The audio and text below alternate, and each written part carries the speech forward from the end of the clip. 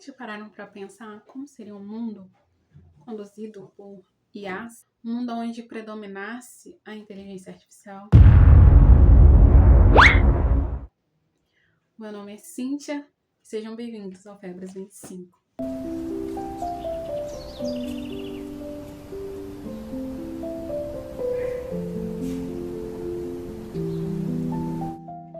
E eu e a Gabriela, nós meditávamos sobre isso esses dias.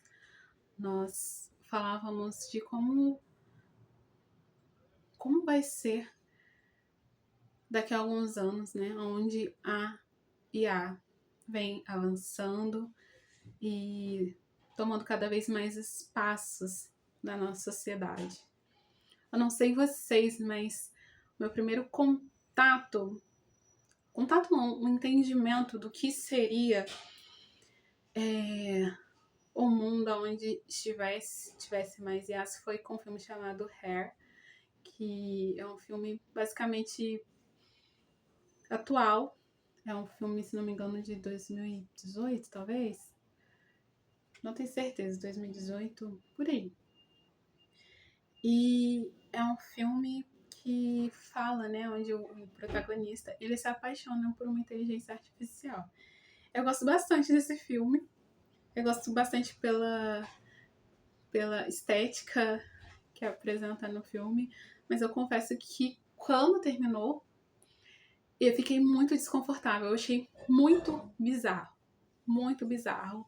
o fato dele se apaixonar por uma IA e pelas falas que são ditas no filme, porque ele vem de um luto, ele tá saindo de um luto, porque ele, se não me engano, ele tinha perdido a esposa. Tem muitos anos que eu assisti esse filme, gente. Então não vou lembrar com riqueza de detalhes. Mas ele vem de um luto que ele tinha perdido a esposa, separado, alguma coisa assim. E o que o Joaquin Phoenix, eu não lembro o nome do personagem, o nome do ator é o Joaquin Phoenix, o que ele sente falta? Ele sente falta de convivência. Ele sente falta de intimidade, não é de contato físico, ele sente falta de intimidade. E como eu disse, o que me assusta, né, a reprodução de algumas falas que fazem a gente questionar como nós estamos vivendo. Ele fala em determinado momento assim, com a IA: faz muito tempo que eu não conhecia pessoas interessantes como você. Eu fiquei, assim, chocada. Eu lembro na época, cara, ele não tá como uma pessoa. Ele tá com uma inteligência artificial, essa pessoa não existe. Eu não vou dar spoiler do filme, mas assim, tem um momento que ele fica muito frustrado ao entender isso, que é uma inteligência artificial, não é uma pessoa. Acontece que nós estamos vivendo num momento que existem perfis fakes de inteligência artificial. Se a gente for aí entrar talvez em países, né, mais desenvolvidos, tipo o Japão, essa realidade é muito comum.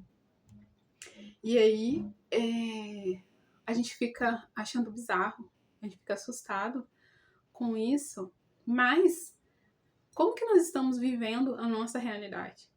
Eu ouvia um especialista em IA essa semana, calhou, né, de cair numa entrevista com um especialista em IA.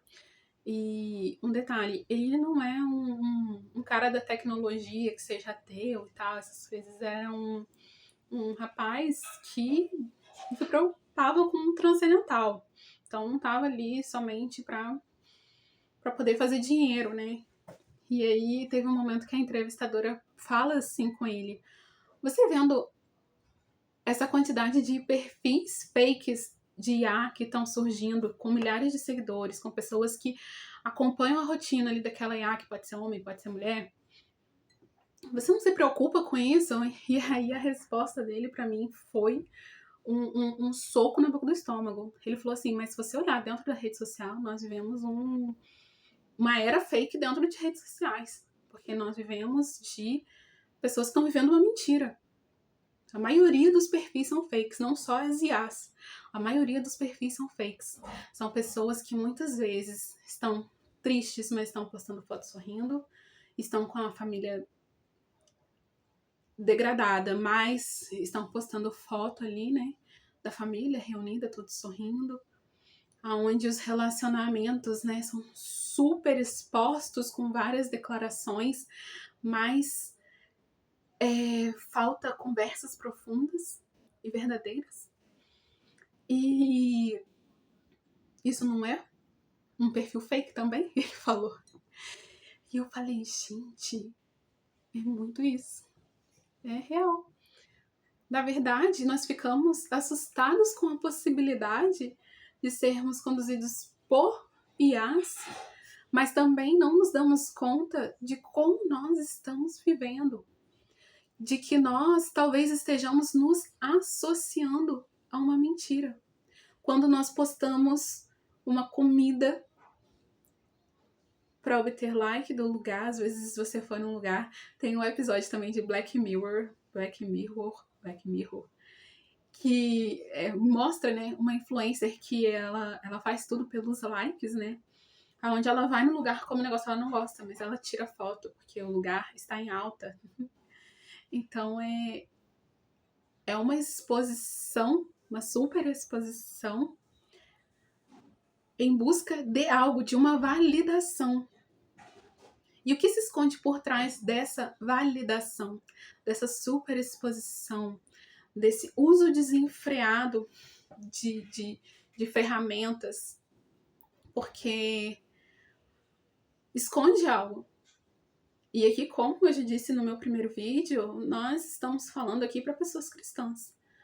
Nós não estamos falando aqui num contexto fora disso, nós estamos falando para pessoas cristãs.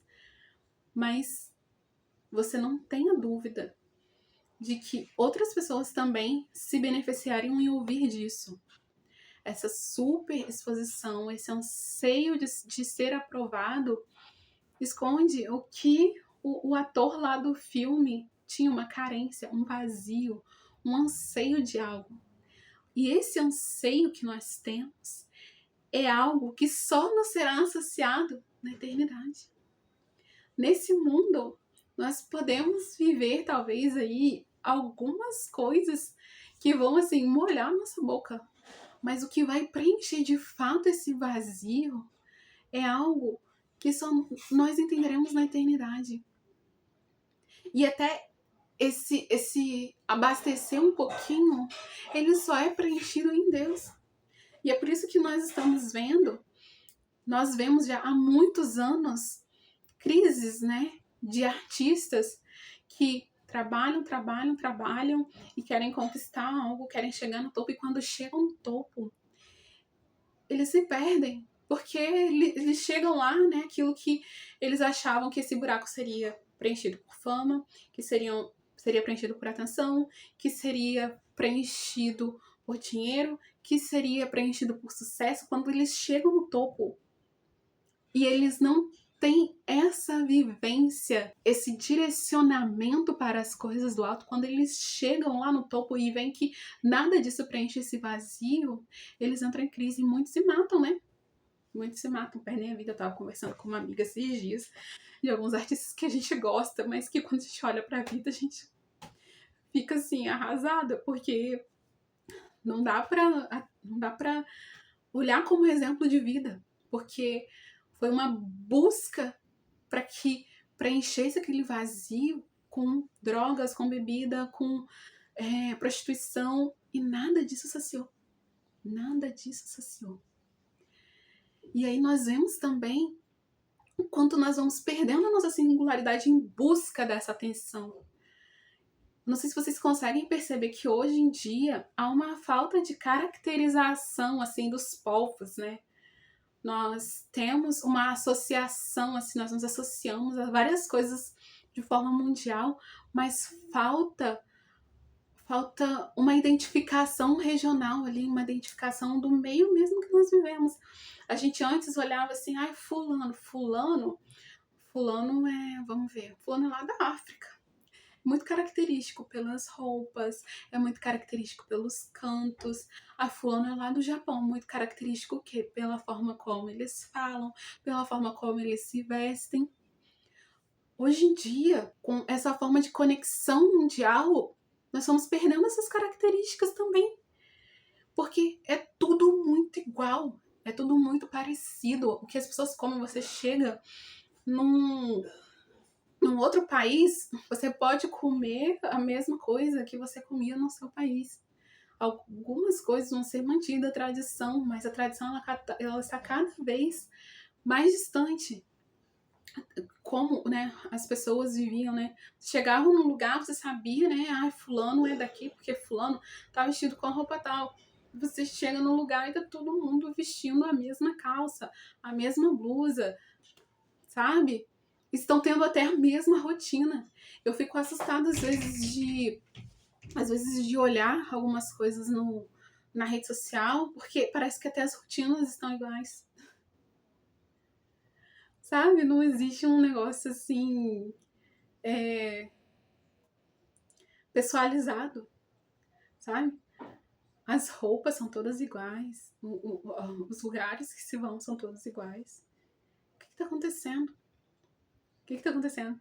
Eu tava vendo um podcast esses dias e o host do podcast falando que teve uma vez que ele foi visitar uma tribo indígena lá no Amazonas, né? E aí disse que falaram assim pra ele, olha, quando chegar lá, você aceita, né, o que eles te oferecerem, porque é falta de educação, eles vão se sentir ofendidos se você não comer aquilo que eles prepararam, né? Então aí ele já foi preparado. Nossa, vou comer um negócio muito estranho aqui da região. Ele falou que quando ele chegou lá, sabe o que ofereceram pra ele? Pastel e Coca-Cola. Quer dizer, cadê a cultura daquele povo indígena? Se perdeu. Se perdeu. E aí, diante disso, a gente olha, né, e vai fazer o quê? Vai demonizar a globalização, vai demonizar as redes sociais, a tecnologia.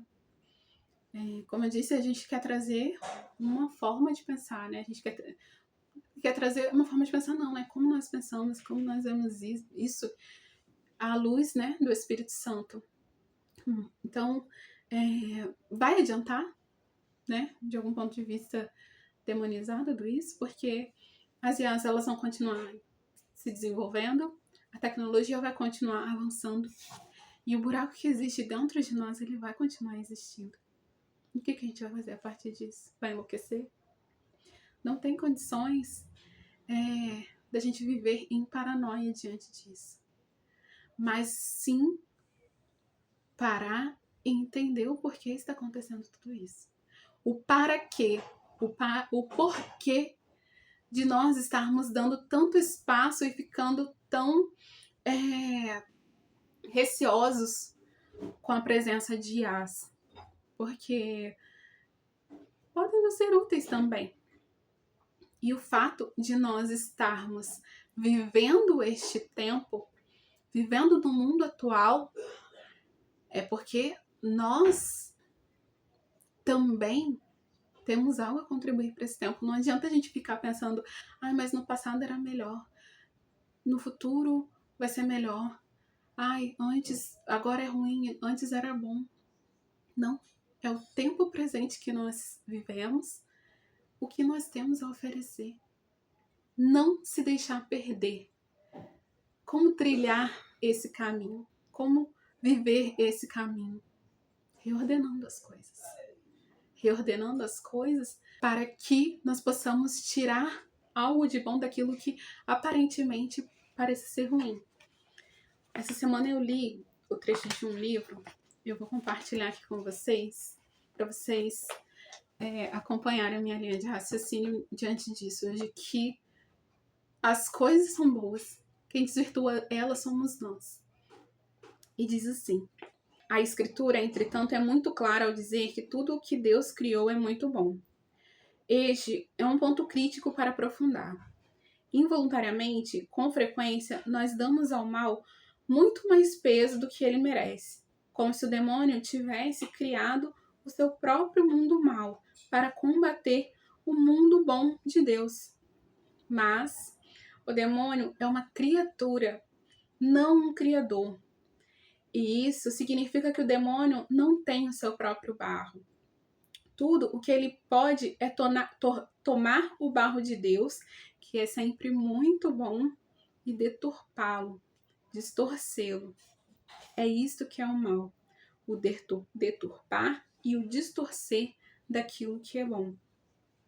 A redenção, portanto, envolve o reordenar daquilo que o pecado e o mal distorceram, de modo que possamos recuperar o verdadeiro bem. Então, o caminho não está em desaparecer, em demonizar tudo aquilo que nós achamos que possa ser ruim, mas em reordenar essas coisas. Para que eu quero otimizar o meu tempo? As IAs, elas têm essa finalidade de otimizar muitas coisas. Mas qual a finalidade de otimizar algo na minha vida? Vamos nos questionar. Para quê? Nós estamos de fato nos debruçando sobre outras coisas importantes para que a IA possa tomar esse espaço e otimizar um tempo que vai ser frutífero para mim? Ou não? Ou é só para eu ficar rolando mais um tempo de vídeo no Instagram? Enfim, tudo pode ser muito bom. Tudo é muito bom. Eu tô gravando esse vídeo no Domingo da Misericórdia, domingo que seria canonizado Carlo Acutis. Eu não sei se vocês conhecem, né? Mas o Carlo Acutis, ele seria canonizado hoje e ele usava das tecnologias para poder evangelizar, falar de Deus, né? Fazer com que Jesus fosse conhecido através dos milagres eucarísticos. Então, quando o Carlo Acutis ele viu, né? Ele teve contato com a internet, ele não viu como algo que dispersaria os jovens, mas algo que pudesse aproximá-los de Deus. Fez daquilo um veículo para que as pessoas conhecessem a Deus. É claro, né? Nós temos os desafios do tempo atual de não nos tornarmos escravos dessa ferramenta, mas de olhar nela, né? Tudo que possa ser bom para fazer, né, um apostolado, para poder fazer um ministério fecundo. Eu acredito que para nós que podemos conseguir reordenar as coisas, podemos fazer de todas as coisas muito boas. Então a IA, ela deixa de ser um perigo para se tornar algo que vai somar para nós. A gente não precisa deixar de olhar os pontos negativos, claro, mas aprender a tirar de tudo algo bom.